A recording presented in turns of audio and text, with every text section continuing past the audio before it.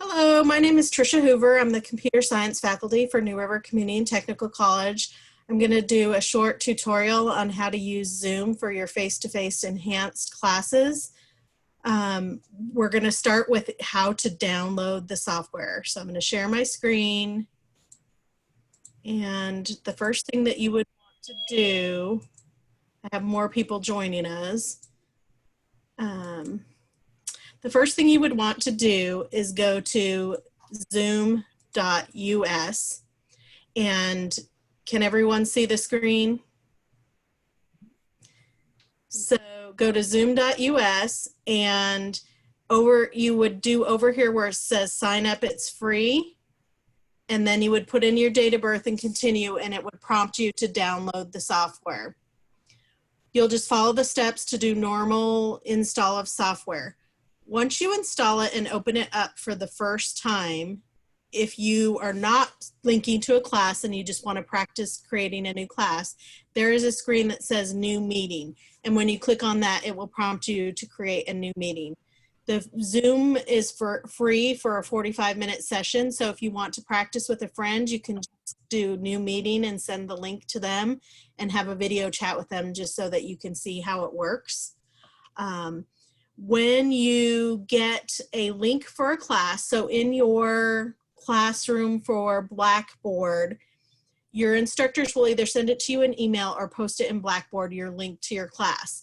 So what you will do is just click on that big long URL link and it will take you into this, but it will just say join meeting. So you're joining an existing meeting that someone else already created, but it will use your Zoom software.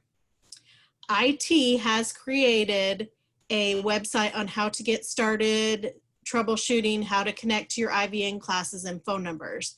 I have posted this link in the chat session for this room. So if you click on the little chat, you should be able to see those links as well. And I'm sure that when they post this video, your faculty will also post this help as well as the where to sign up to download Zoom in their classrooms.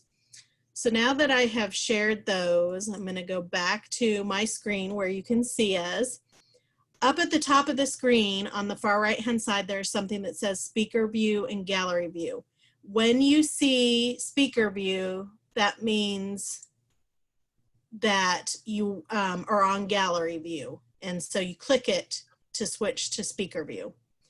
When I'm on speaker view, I should see up there gallery view, and I click on gallery view to see that view. So basically whatever is up there is the opposite of what you actually are. Gallery view allows you to see everybody at one time, and that's especially if someone's not sharing their screen, you can see all of that. Speaker view gives you just a grid of just a couple of people, but highlights the person that is actually speaking. So more than likely when the teacher's speaking, you're going to want it to be in speaker view so you can see the teacher talking, but yet you can see a few people in the background. In the far left-hand corner is the mute button and the stop video. So it's very important that these are probably the most important things that you know. If you should always be muted unless the instructor is asking questions, because there's a lot of background noise and feedback from everyone being on the call. So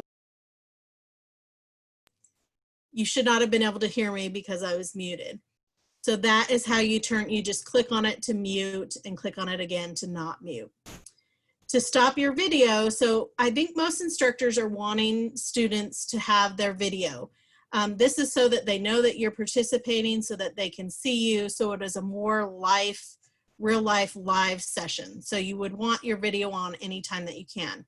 Obviously, there's times if you're eating or if you need to walk out of the room or something that you may want to turn your video off, and you just click on stop video. So at this point, my video is stopped and all you can see is my name. Because I'm not muted, you can still hear me. So you can continue to do that if you don't want people to see you taking a drink or something like that. So always try and keep your video on so your instructor knows that you're participating. There should also be a chat box. I talked a little bit about that. When you click on the chat box, you'll see, I guess my links got taken away, but I will add those again. So that's where you can chat to everybody. or just one person. There's a 2 box and you can select just a student, another student if you want to chat with them, or you can do everyone, or you can send one just to the instructor. Can you all see where my chat group, where I have shared it? So I am going to go ahead and post again to that chat group, just so that all the faculty here have it. The IT chat or instructions for help for IT. So all of you may want to bookmark that because that will be helpful to put in your Blackboard for your students. So I have faculty and staff joining me today, so that's why I'm posting that link, but you will also see, as students see that link, hopefully on your video, and be able to share it, and it should be shared by your students. The link to actually sign up for Zoom is also here. It's just zoom.us.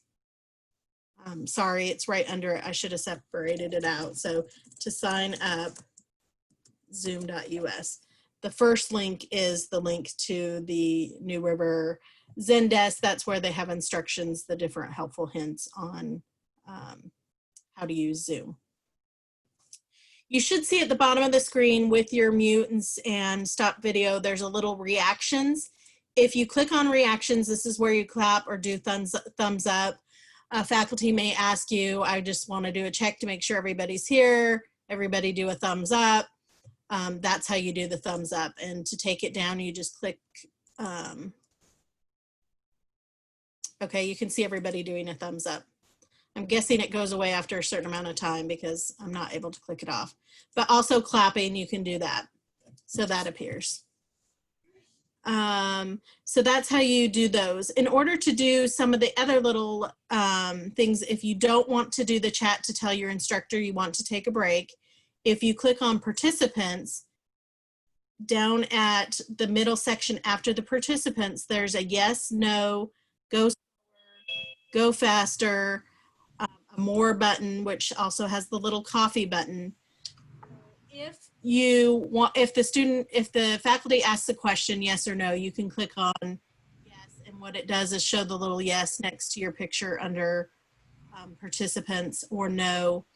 And you can also show the, like if the instructor says, do we need to take a break?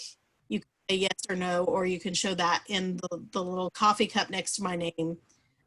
That means want to take a break. So hopefully you can see all of the little icon there next to your name under participants.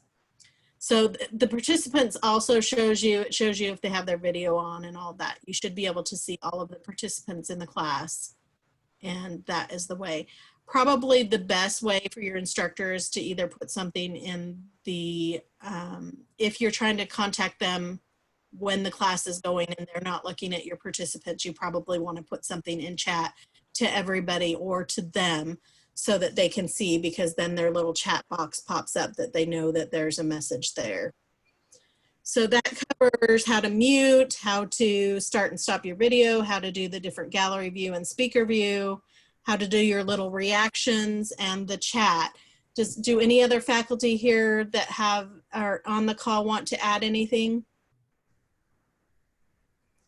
Okay, so at this point, this is a short tutorial. You should be getting this from your instructor along with the links that I have posted. Thank you.